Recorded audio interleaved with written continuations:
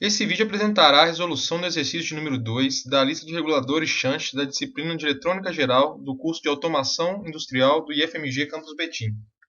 A questão pede que se projete o resistor RZ de limitação de corrente para o funcionamento dessa fonte regulada.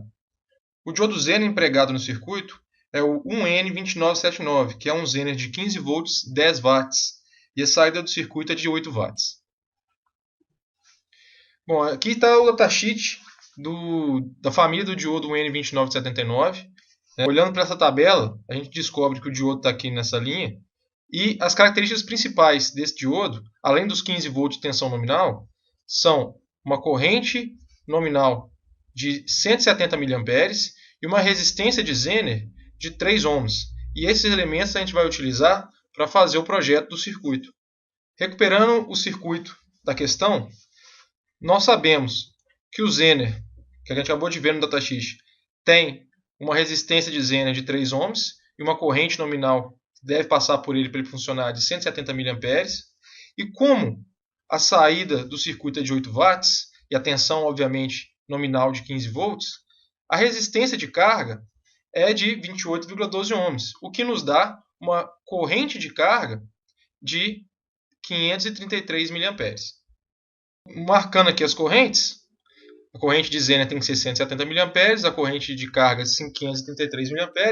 Isso faz com que a corrente que passe pelo resistor RZ seja de 703 mA, que é a soma dos dois. Isso pode ser obtido pela lei de Kirchhoff das correntes. Então a corrente que sai do capacitor, ou seja, a corrente que é entregue ao circuito de saída, é de 703 mA. Onde que nós vamos utilizar essa informação? Se a gente for lembrar o resto do circuito, que tem para trás do circuito regulador, nós temos um retificador de onda completa com filtro capacitivo. E a gente sabe que a definição da capacitância, que aqui é de 470 microfarads, é dada por essa expressão, onde aquele IR é a corrente que sai do capacitor, a corrente que entrega a saída. No caso, os próprios 703 mA.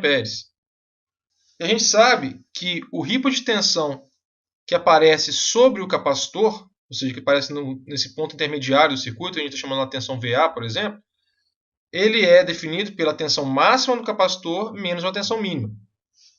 A tensão máxima, a gente sabe que é definida pelo valor de pico da tensão no secundário do transformador, ou seja, vai ser 180 volts, que é o valor de pico da tensão no primário, dividido por 5,4, que é a relação de espiras, menos 1,4 volts, que são as quedas de tensão que ocorrem nos diodos da ponte retificadora. Como em cada semiciclo 2 diodos conduzem por vez, então a tensão total de queda de tensão na ponte é de 1,4. Isso nos vai dar uma tensão máxima sobre o capacitor de 32 volts. Utilizando então a definição do ripple de tensão e a equação de definição da capacitância, nós podemos manipular as duas expressões e encontrar uma expressão para a tensão mínima. Então a tensão mínima vai ser o valor máximo de tensão, que a gente acabou de calcular, de 32 volts, menos a razão corrente de saída, que é o 703 mA, dividido por 2 vezes a frequência de rede, vezes a capacitância. Fazendo essa conta, nós encontramos que a tensão mínima é de 19,5 volts. Resumindo então os nossos achados, a gente vê que a tensão máxima sobre o capacitor de 32 volts e a tensão mínima no capacitor é 19,5 volts. Bom, o nosso objetivo é calcular a resistência RZ, a resistência de limitação de corrente que está entre o capacitor e o regulador shunt, o regulador Zener. A gente já deduziu em sala que a expressão genérica para calcular essa resistência é a mostrada abaixo. Nós temos todos esses elementos. Percebam, o VC é a tensão no capacitor. O VZO é a tensão nominal do Zener, 15 volts. E O é a corrente na resistência de saída, 533 mA. O IDZ é a corrente no Zener, 170 mA. E o RZzinho é a resistência de Zener, que é 3 ohms. A questão toda é qual o valor da tensão no capacitor que nós vamos utilizar nesse circuito. Bom, uma boa prática, não é uma regra, mas uma boa prática, é utilizar a tensão mínima, porque é o pior caso. Se nós utilizarmos a tensão mínima no nosso projeto, nós vamos tentar achar a menor resistência possível e isso nos vai dar uma situação que vai funcionar para qualquer valor de tensão. Então eu vou empregar a tensão mínima.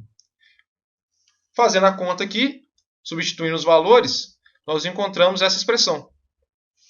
Calculando cada termo, nós achamos essa expressão mais simplificada e, por fim, a gente vê que a resistência de regulação, resistência do regulador, tem que ser de 7,2 ohms.